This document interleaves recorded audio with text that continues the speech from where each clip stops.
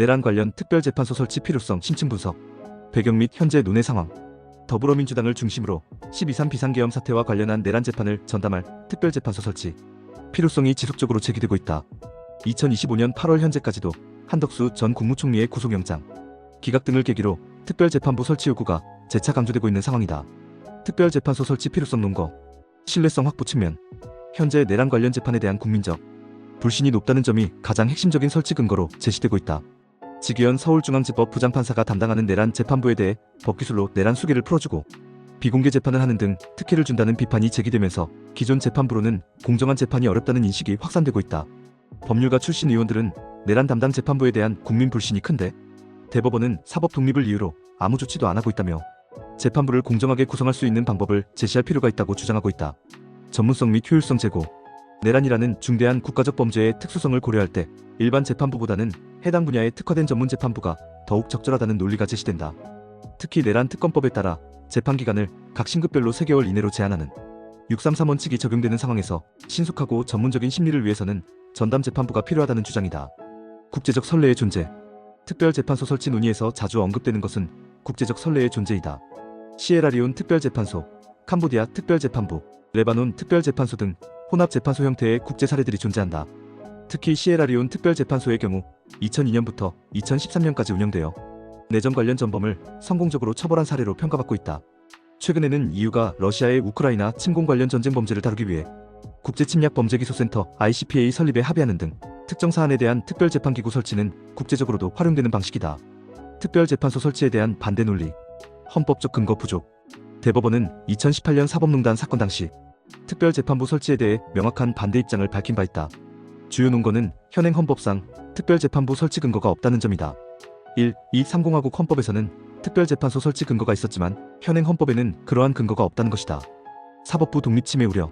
법원 외부 인사가 재판부 구성에 개입하는 것이 사법권 독립을 침해한다는 지적이 제기된다. 특별재판부 설치 법안에 따르면 법원과 대한변협이 추천한 6명과 비법조인 3명으로 구성된 위원회가 특별재판부 판사를 추천하게 되는데 이는 사법행정권의 핵심인 사건 배당과 사무분담에 개입하는 것으로 사법부 독립을 침해할 소지가 있다는 것이다. 평등권 침해 가능성. 특정 범죄 혐의자에 대해 따로 특별한 재판부를 구성하는 것은 헌법 제27조 제1항의 법률이 정한 법관에 의한 재판받을 권리와 평등권을 침해할 소지가 있다는 비판이다. 사건 배당의 무작위성 원칙에도 위배된다는 지적이 있다. 실효성 의문. 대법원은 특별재판부가 구성되더라도 피고인이 헌법재판소에 위헌심사를 청구하면 재판이 중단될 수 있다고 우려를 표명했다. 또한 피고인들이 재판 절차 진행에 협조하지 않거나 위헌법률심판제청에 따라 재판이 정지되는 등 오히려 재판 절차가 지연될 가능성도 있다는 것이다. 국내 역사적 선례 검토. 반민족행위처벌법과 특별재판소. 우리나라에서 특별재판소가 실제로 운영된 사례로는 1948년 제정된 반민족행위처벌법에 따른 반민족행위특별조사위원회 반민특위가 있다. 이는 일제강점기 친일파 처벌을 위해 설치된 특별기구로 재헌헌법 제101조에 근거하여 특별법과 특별재판소 설치가 가능했다. 반민특위는 1948년 10월부터 활동을 시작했으나 친일파였던 장경근에 의해 1949년 10월 해체되어 본래 목적을 충분히 달성하지 못했다. 이는 특별재판소 설치 시 정치적 저항과 방해, 요인을 충분히 고려해야 한다는 교훈을 제공한다. 전두환 노태우 내란 사건. 1995년 전두환 노태우 전 대통령의 내란 사건은 일반 법원에서 처리되었다.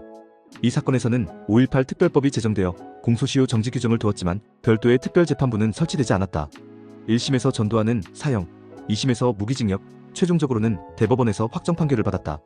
현행 특별재판부 운영 사례. 현재 각급 법원에서는 선거사건과 같이 특정 종류의 사건에 대한 전담재판부가 이미 운영되고 있다. 이는 사법농단 사건을 전담하는 재판부 설치가 법관의 독립이나 재판의 독립을 해칠 우려가 없다는 논거로 활용되고 있다. 특별재판소의 장단점 분석. 장점. 전문성 확보. 내란이라는 중대하고 복잡한 범죄에 대해 전문적 지식과 경험을 갖춘 재판부가 담당함으로써 보다 정확하고 전문적인 판단이 가능하다. 신속한 재판. 특정 사건에 특화된 재판부 운영으로 재판기간 단축과 효율성 제고가 가능하다. 특히 내란특검법의 633 원칙 적용 상황에서 이러한 장점이 더욱 부각된다. 국민 신뢰 회복. 기존 재판부에 대한 불신을 해소하고 재판의 공정성에 대한 국민적 신뢰를 회복할 수 있다. 국제적 정당성. 국제사회의 선례와 경험을 활용하여 국제적 수준의 재판 운영이 가능하다. 단점.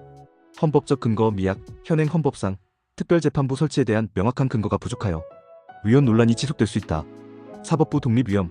외부 개입을 통한 재판부 구성은 사법부의 독립성을 훼손할 위험이 있다. 선례의 부작용, 향후 정치적 사건마다 특별재판부 설치 요구가 반복되어 사법체계의 안정성을 해칠 수 있다. 실효성 의문, 위헌심사 등으로 인한 재판, 지연 가능성과 피고인의 비협조로 인한 절차적 문제가 발생할 수 있다. 결론 미천망. 내란 관련 특별재판소 설치 필요성은 현재 진행 중인 내란 재판에 대한 국민적 불신과 재판의 전문성 확보 필요성에서 제기되고 있다. 국제적 선례와 국내 역사적 경험을 종합적으로 고려할 때 특별재판소는 특정 상황에서 유용한 제도적 대안이 될 수 있다. 그러나 헌법적 근거 확보, 사법부 독립보장, 실효성 있는 운영 방안 마련 등의 과제가 선결되어야 한다. 특히 현행 헌법 체계 내에서 특별재판소를 설치하기 위해서는 헌법 개정이나 헌법재판소의 합헌 결정이 필요할 것으로 보인다. 향후 이 문제는 정치적 논의를 넘어 법리적 검토와 국민적 합의를 통해 결정되어야 할 것이다. 무엇보다 재판의 공정성과 전문성을 확보하면서도 헌법 질서와 사법부 독립을 보장할 수 있는 균형점을 찾는 것이 핵심이다. 당신의 생각을 댓글로 남겨주세요. 영상이 도움되셨다면 구독과 좋아요,